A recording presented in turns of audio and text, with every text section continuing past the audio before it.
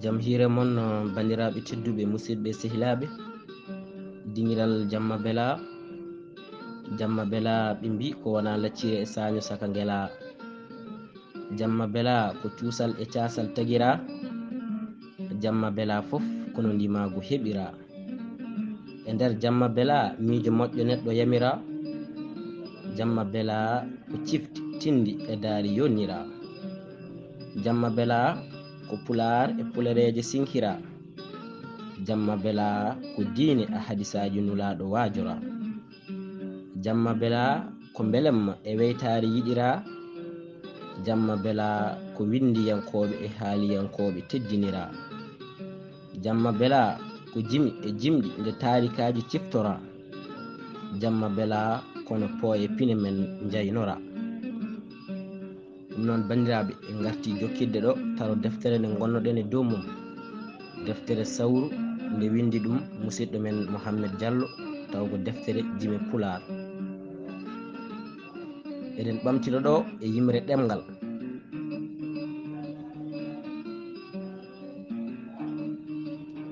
ngal ɗemgal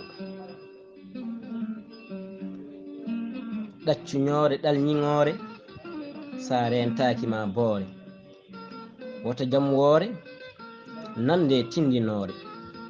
wattu hakkille hoore ndaɗa halkare, nguura belɗam e nde saare. sangande celɗa ka alana humpito e nde adunare, ko nden tigi ceerɗa e mobare. kala nde jangtiɗa ma ndaare, nde ndeƴƴa deccuɗa ma taare. wadde mo deƴƴi golliri teere yooɗa ƴellitare, haal gonga goppa ɗaminare, haal gonga ɗala yowitare. sur ɗemgal ma jokka tinnare, andu wonde wonɗongal wayli jikku e fandare. wonɗongal sowi neɗɗanke e firtare, wonɗongal musni ɓernde ngal ɗawi ɗum weltare. wonɗongal weltini ɓernde ngal yiɗi ɗum weytare. ɗemgal ina yuwana tuppere, wadde accu heppere, ɓooy siggude ko jogorɗa haalde ngam daɗa saggere. woto bonnit kala haala ceera e majjere, noppi berto patta telɓere, wadde supto ko aɗa haala daɗa jilɓere. miijo yino e nde luggere, nde yaltina wowlande lobbere. ɗemgal feññina ko yuɓɓirigi serti e wokkitere, ɗomɗa ɗo heega nana ɗum seetay hokkere.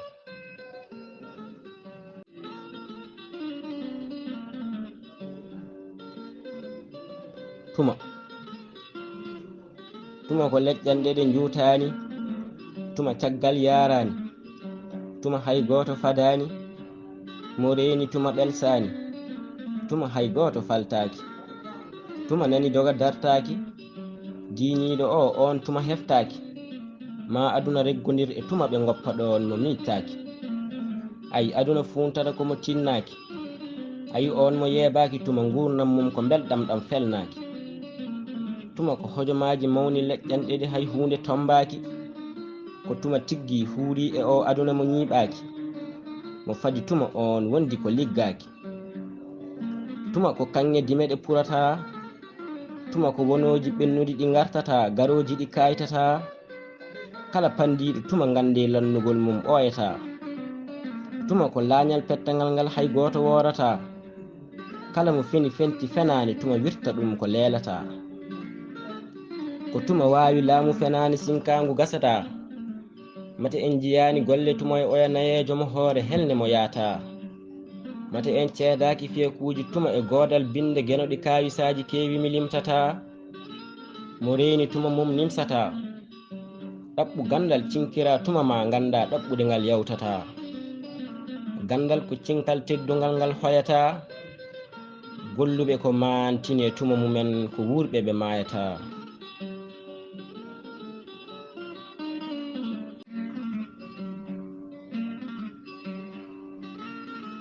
yo miije micce, ɗi konguɗi ko ma keɗe kettinede ɗi paame. nder hakkillaji ɗi ceɗe ciggede ɗi keɓine, jiiɓiɗi jigiɗe ko ma jipte jikte. so findinoɓe ina ngoodi ina hasifine, ko ma finede tine ina haani gite perte. ko ma tinede fine ina moƴƴi jeertende rente, so ownoɓe beeli ina ngoodi ina jombi muge, koma bone ceerte ɓooyene jejjite, koma defende defte wadde waɗete wattende waawe ɗiggine, koma cuurki munende jeygol heɓe, gandal ne koma tampanene mare, gandal salete saate nde huuɓa yaaja naftore, moƴƴani ɓile ɓitte o hiiɗe, neɗɗanke yo horme teddinende jam dañe, koma jam dañende jama juule, wadde koma sellende golle kuccane, koma wellite dumbitende teye deeƴe, debbo koma hursine yiɗe weltinede dewgal wela yeeɓe, bela so jalɗima ñambe, so rawani wofani ŋurani laaci mum jaɓɓe, wadde koma dillere ɓe diintende tine heftine gueɗal ittane, tagguɗo moƴƴi ko walle saggite, mawnikinare yo sele woɗɗite woppe, hani tan kongu wedde wiite fenani ñiŋe bonnite haɓe, nden noon gonga e lesɗi kinari jaɓɓe jiɗe joom majji hirjine sembine, ma sikke sikkite lutndende laana gañam tumagu jole, jaɓete jabtore ko heewi ruuɗe nde famodire hawre, koma jooɗe jooɗoɗe disnodire yuɓɓa garɗa eɓɓo ndaare.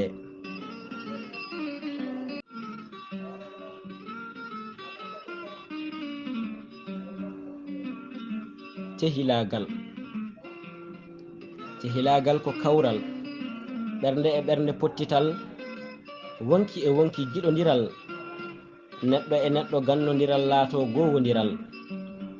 Tehilagal fuɗɗiɗo jotodiral, wowi ñiɓi e jokkodiral, lori tuti kolodiral. Tehilagal yiɗi horsini ko e tehilagal, hormi teddini nande e jiidigal, yiɗi yiyani jawkal, horsini tinani paykal. Tehilagal. Tehilagal benji hasidagal, jippini baagal, safi safti bandiragal, wona yiɗi tan wonti tehilagal. Tehilagal ko gueɗal alliyankagal, lundi naafi gagal, namdi aadiyankagal, riwti taƴƴanɗamagal. Tehilagal giɗo wirno badial sorsortay gural, laakta namdo dardartay jingiral, faaya haaɓa nde dudduttay beccal, fofangu udda horhorta badial, ɗaɓɓa yiilo waylo gonal, gite mbadda ŋaas saya muuso ɓeral. Tehilagal gondi jaadino caafal, ɓoydigal laati caasal, ndendi ɓuuɓri kenal, jabdi munji nguli jeykal, woro ɗum deke ko ɓural.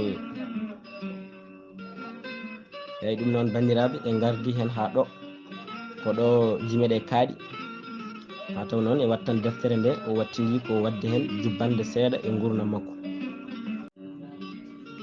Eyyi no mbiɗen ni kanko windiyanke o sakkiti ko wadde jubbande seeɗa e gurdam makko, saabu o wi bandiraɓe holi gonɗo Mouhamed Diallo, simtude gurdam mum ina saɗi, kono mam eto simtude haysoko seeɗa e gurdam mam. Mouhamed Diallo ko ɓiɗɗo pullo parnoriɗo pulagu, jiɗɗo ɗemgal mum foɗani ndimagu, ko pasniɗo pulagu gam somde ɗum nehatagu, jibinako wuuro ina wiye Jum to Sénégal, hitande jibinede Annabi Isa ina yaare 1996 ndungu. Jinnaɓe makko ko yero Moussa Diallo e Aminata Samba Nagam, tedduɓe moƴƴuɓe haare sireɓe. Caggal nde mboto Mouhamed Diallo dasatu Jum, o woni Dakar fodde ko gueno yeɗimo o wona toon. Nde hitande 2002 dari e damal, fellita ñaawa jagol makko to gendi makko ndi o suwa taw fawde mayri koyɗe makko saka guite makko. O woni e gendi makko Mauritanie, o waɗi toon cukako makko foof. Ha hitande 2015 o ɗanni faade nokke dentude Amérique, caggal nde jinnaɗo makko gorko nelanimo wonde yo artoon kanko e mini ko gorko. Gila nden noon ha hande ko toon woni ñiiɓirɗe makko. Ko almuudo ko faati e duɗe laamuɗo e école woni ko jaaɓi haatirde hono université. Yidde pulaar nde ari e makko ko gila ñande koyngal makko yaɓɓi e ndi leydi ndi o annda. O fuɗɗi janngude pulaar ko hitaande 2018 e ballal musidɗo makko gooto ene wiye Amadou Kane, kolliɗɗo mo wonde kañum e fedde mum momti gonɗi ene mbaɗi eɓɓande ko faati e janngude pulaar. Jannginowo o wiyete ko Bocar Dieng. Mouhamed Diallo miijaaki hen ni ko ɗon e ɗon o jaɓi naatde e duɗal ngal. Gila nden noon killi makko e pulaar ina ɓeydo ñande kala. O janngi e duɗal ngal haw waawi alkule pulaar ɗe. Caggal ɗum ngal wattindi e fusde ngam ŋakkireede almuɓɓe ɓe tuma. Mouhamed Diallo timmitini jangde mum koye rewindaade defte bindaade ko faati e celluka pulaar. Ko wona ɗum ko laylaytor rendo e geese gonɗe e weeyo ɗe mballitiimo no feewi e ko faati e cellitingol bindi makko. Jangde makko ɗemɗe goɗɗe wallitiimo no feewi e jangde pulaar.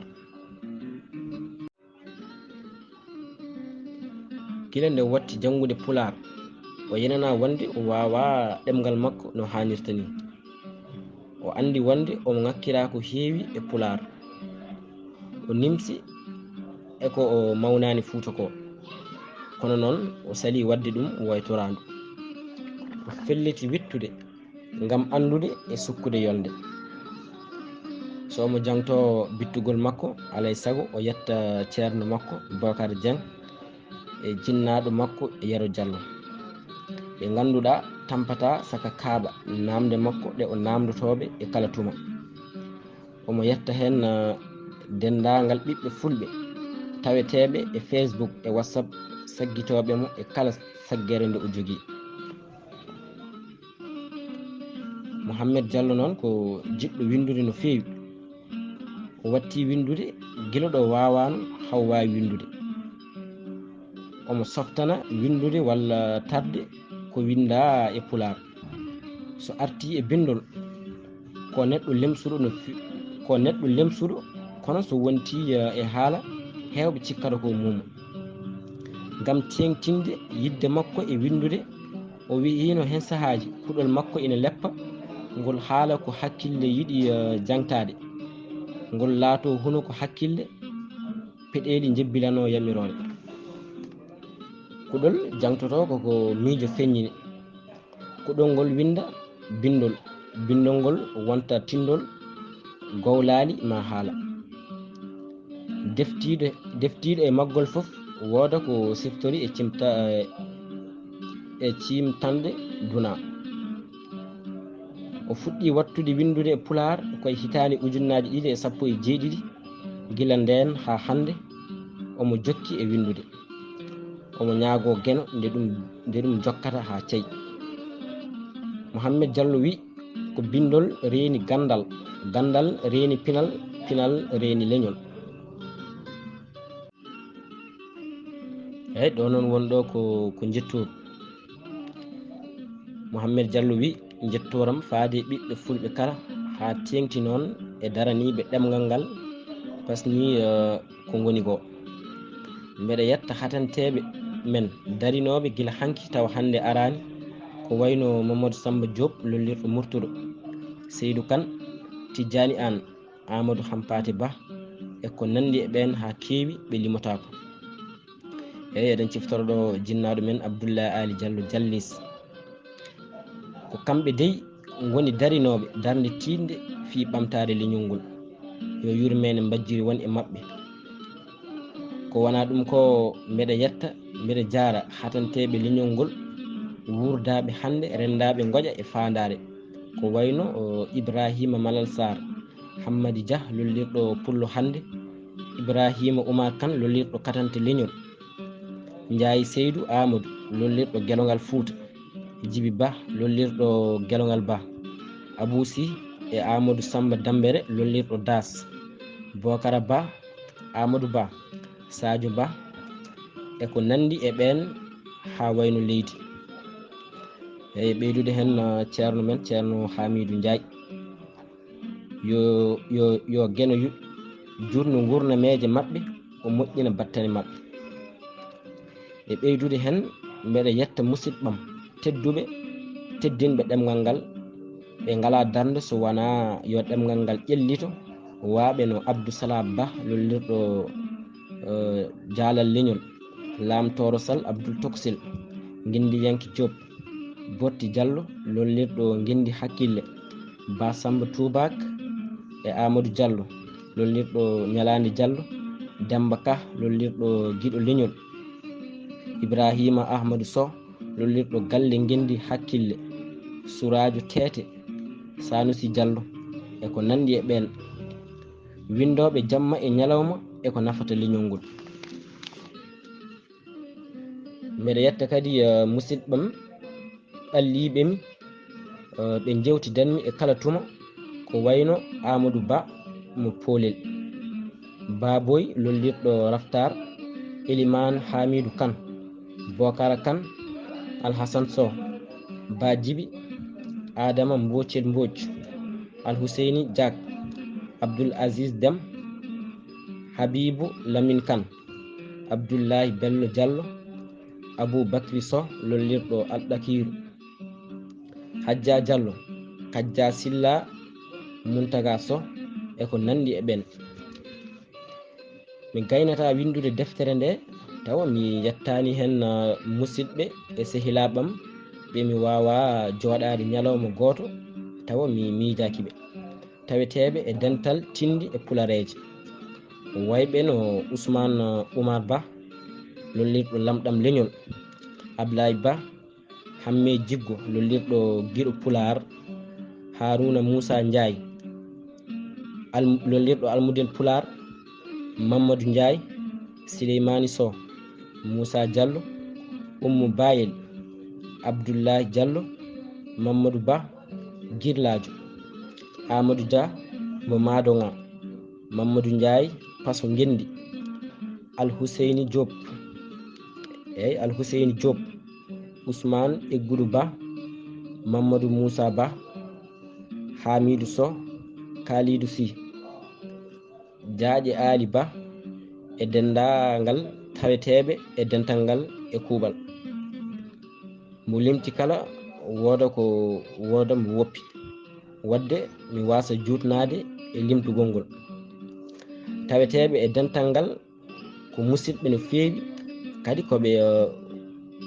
koɓe yiɗɓe ɗemgal ngal ha ala koɓe pondigal, koɓe joomen hakkillaji jaajɗi humpitiɓe gueɗe pulagu sanne. Yo gene ɓoyno hakkunam e maɓɓe.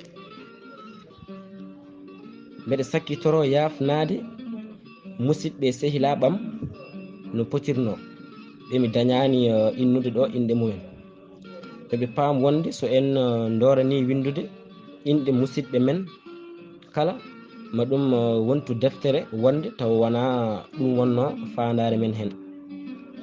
Mbeɗa ɗaɓɓa yafuya e kala perguitte e tatanɗe ɗe tatimi e deftere he. Yo tarowo andu wona ɗum wonno hen kucca ma. E enenne eɗen ɗaɓɓa yafuya dendagal perguitte kawreteɗe yo hettiyankoɓe ɓe gandu wona ɗum wonno fandare men hen. Onon e jaam. Fewni yuɓɓini ngaro deftere nde ko miñam Moussa Diallo, ɓurɗo lollirde Mystère Moïsa baɗowo jalnika YouTube.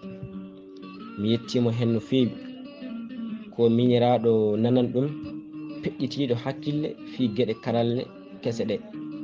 Min gollidi ko heewi ko fati e Pular. Eyyi ɗum noon bandiraɓe gasi ha laaɓi min nonno en ndeɗo deftere Jime Pular innirande sawru ko musidɗo men Mouhamed Diallo to cuuɗi men ɓulli Guiro, kono noon yi aduna ko cuuɗi men Jum Donde Masina-Toro. Nde gasi windede noon ko ñande 17 lewru jeeɗiɓuru juillet hono mars hitande ujunnaje 2 e nogas, tawi tarananno on ɗum ko musidɗo mon Hady Bal to cuuɗi men Fandal Fouta. Allah jarama on jarama.